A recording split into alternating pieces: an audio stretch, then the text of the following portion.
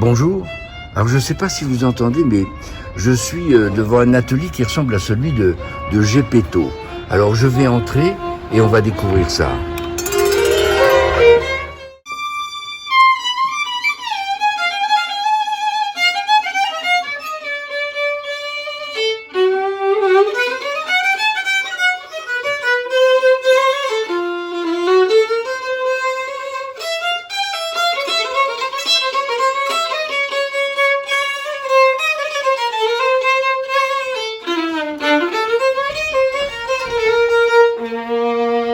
Bonjour Michel.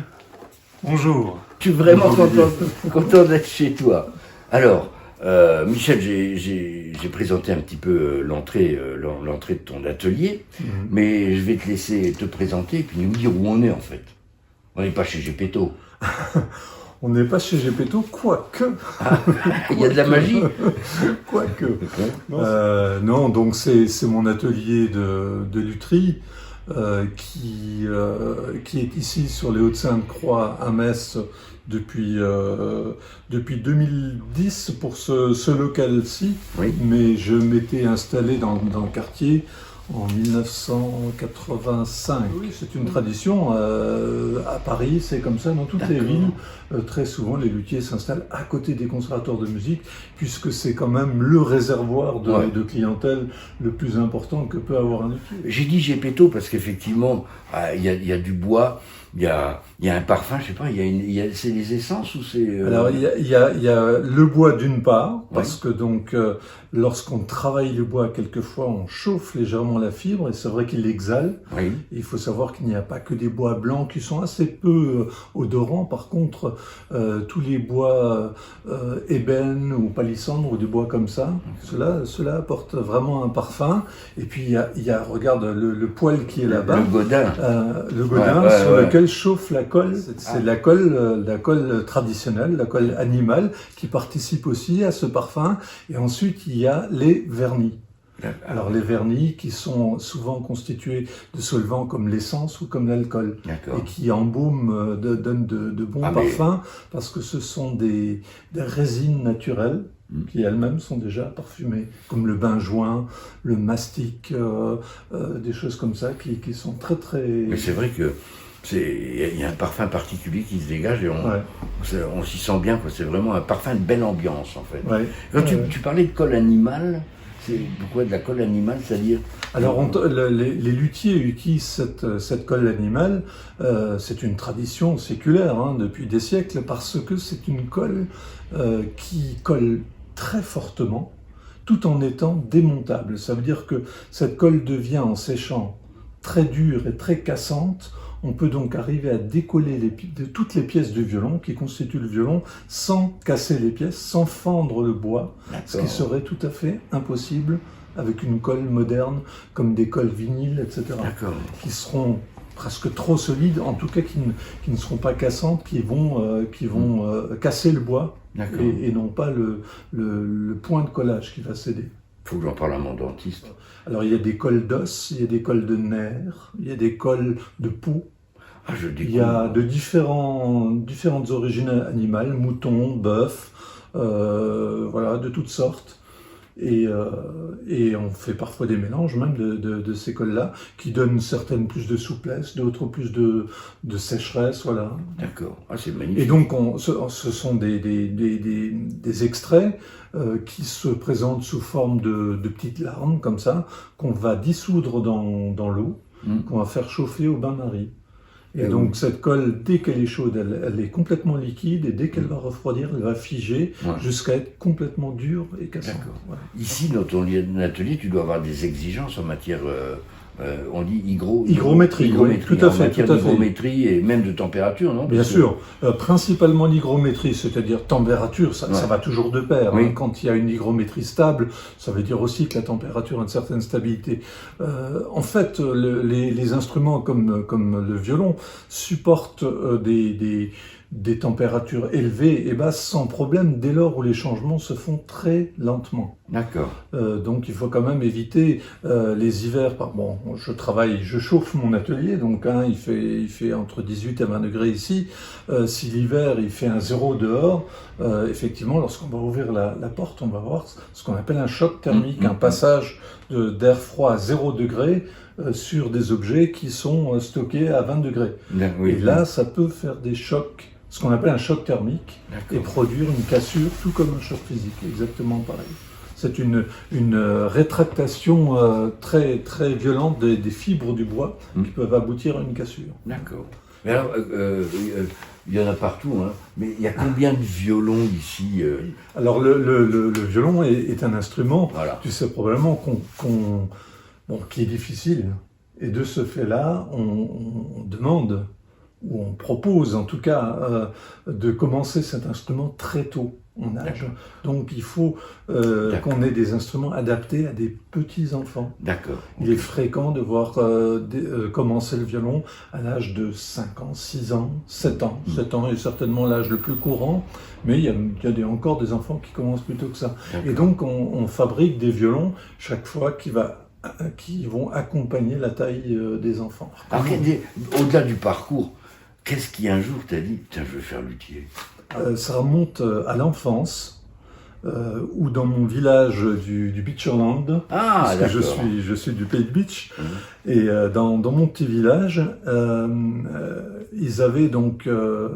après la guerre, toutes les maisons, c'était le no man's land, toutes les maisons avaient été démolies et les gens avaient vécu le temps de reconstruire leurs maisons dans des baraques en bois. Oui, c'était d'ailleurs les Américains qui les avaient construites et qui les ont laissées aux habitants donc pour le temps de reconstruire toutes ces maisons. Et dans ces maisons en bois, il en restait, dans mon enfance, il en restait plusieurs dans le village qui étaient encore debout et même habités. Et je me souviens qu'un jour, il y avait un vieux monsieur qui était un ancien cordonnier qui habitait une de ces maisons, qui a dû partir à l'hospice, qui était très très âgé, et qui n'avait pas de famille. Il n'avait aucune famille, et donc sa maison a été complètement à l'abandon. Et nous, enfants, qu'est-ce qu'on allait on allait fureter dedans. C'était la caverne d'Ali Baba, quoi. Ouais, on découvrait des objets de cordonnerie, enfin il y avait des tas de choses, mais voilà. Puis ce monsieur était décédé. Et entre-temps, sa maison est restée très longtemps comme ça, en chantier. Et un jour, je me souviens très bien, on est rentré, et puis là, on a exploré un petit peu plus loin, et puis je vois une sorte de boîte, ce qui était en fait un étui, que j'ouvre, et je me retrouve nez à nez avec un violon. Ce monsieur jouait le violon d'ailleurs, en fait. Un trésor. Et je me souviens encore, comme si c'était aujourd'hui, de ce choc. C'est un choc émotionnel, réellement, que je devais avoir 7 ans, pas plus. Ah, c'est magnifique. Un choc émotionnel, voir cet instrument. Il y avait ces jolis coins comme ça, il y avait toutes ces ouïes très fines. Ensuite, les années sont passées. J'ai encore une fois vu cet instrument quand il a été question de démolir, enfin de ranger toutes ces affaires. Ah, tu l'as pas piqué tout de suite? Ah non. Oh là, on était courageux, mais pas. On a laissé sagement là où il était. Et est arrivé les années de collège où il est question d'orientation. Alors, je crois que c'était en classe de 4e. On m'a un jour donné un grand livre comme ça. On me dit voilà, c'est un livre où sont décrits des tas de métiers. Voilà, si tu peux feuilleter ça, enfin regarder et nous dire ce que tu aimerais faire plus tard. Puis alors je feuilletais ce livre et à un moment donné, je tourne la page. Qu'est-ce que je vois? Le violon. Un violon, alors pas un violon terminé, j'ai vu un violon, comme j'ai certaines pièces qui sont là-bas, un violon en cours de fabrication, une ébauche en fait, une ébauche, mais on reconnaît bien la forme du violon, puis on voit que c'est du bois, etc. Bon, ça, je veux faire ça. C'est fou ça. Je savais pas que ça pouvait être un métier, un vrai métier. Et voilà, c'est comme ça qu'est né voilà, une sorte de vocation, c'est ça que je veux faire. La musique, je voyais bien, musique et le bois. Tu apprends encore des choses comme ça sur les violons ou bon, tu sors de là tout le temps. tout le temps. Ah oui. Tu apprends tout le temps. Il y a tellement d'instruments qui ont été fabriqués dans tellement d'écoles différentes, dans des cultures différentes, avec des méthodes différentes que c'est vraiment pas rare de tomber nez à nez avec un instrument. On regarde, bon sang, ça, j'avais jamais vu fait comme ça. Il y a beaucoup de luthiers qui ont été des chercheurs, qui ont voulu innover, qui ont fait des choses pas habituelles. Et c'est fréquent de trouver une pièce, par exemple, qui n'est pas faite selon la tradition dans un instrument. La tradition est très importante dans ton métier? La tradition est primordiale, oui. Ah, oui, parce que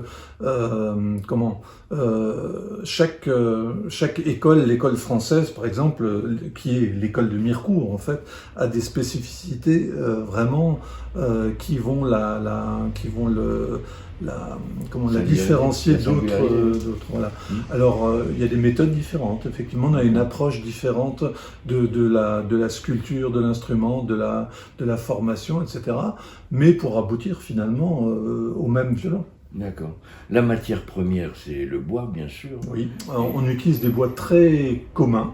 Ah oui. Alors, le but recherché est de pouvoir travailler ce bois avec des outils à main. Ça revient en fait à de l'érable sycomore. D'accord.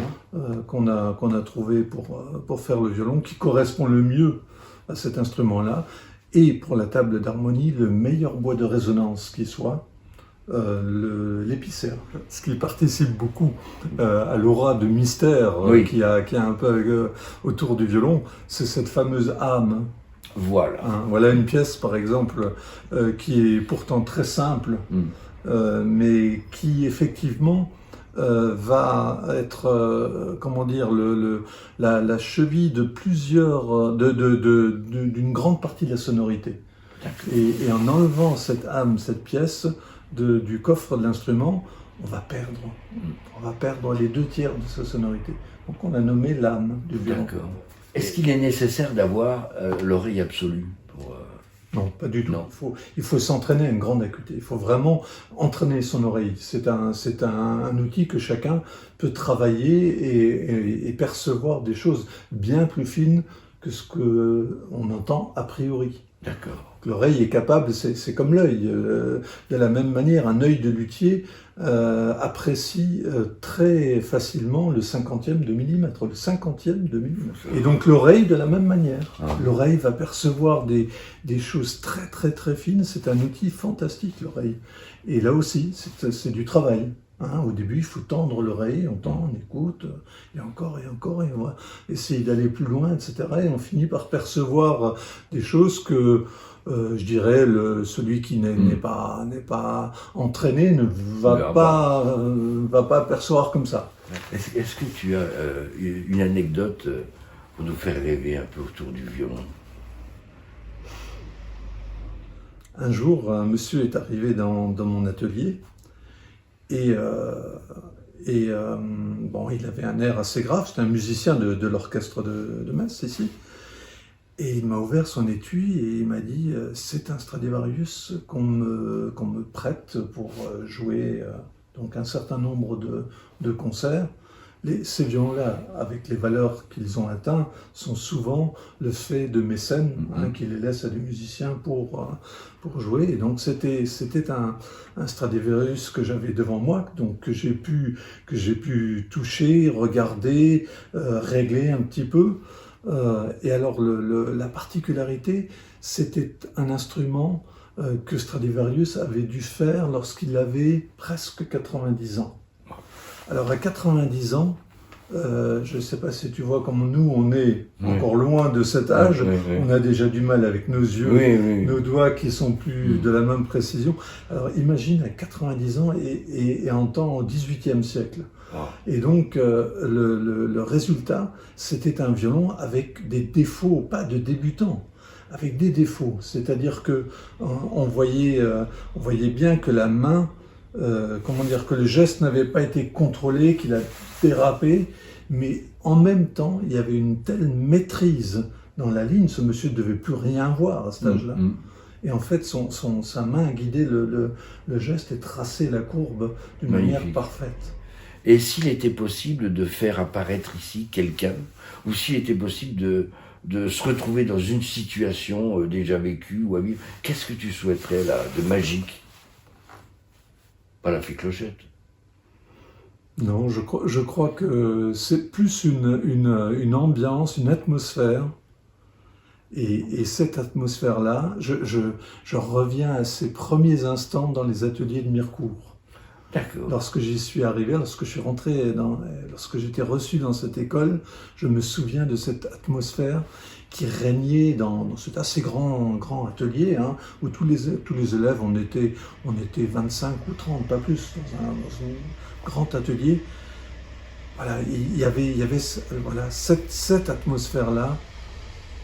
Voilà, elle n'est pas matérielle, mais elle est là. Elle est là. Elle est encore là, présente. Hein. Voilà. Ça, c'est une âme de violon. Wow.